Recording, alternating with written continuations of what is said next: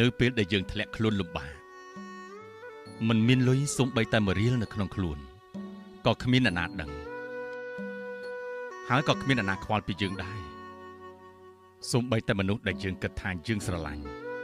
ក៏គេអាចនឹងបាត់ស្រមោលពីយើងក៏ថាបាននៅសល់តែខ្លួនយើងទេដែលត្រូវខំមាត់សង្កត់ចិត្តអត់ធ្មត់ហើយប្រឹងងើបតស៊ូ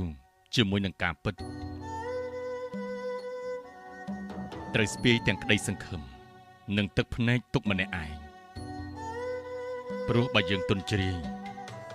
វាអាចនឹងសាហាវជាងអ្វីដែលយើងគិតទៅទៀតដូច្នេះនៅពេលដែលអ្នកមានលុយ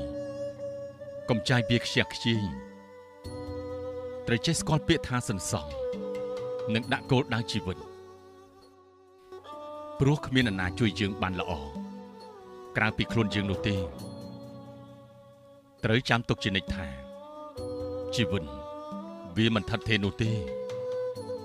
គ្រប់យ៉ាងត្រូវចាប់ផ្ដើមពីយើងកុំរំពឹងលើជោគវាសនាតែម្យ៉ាងឲ្យសោះ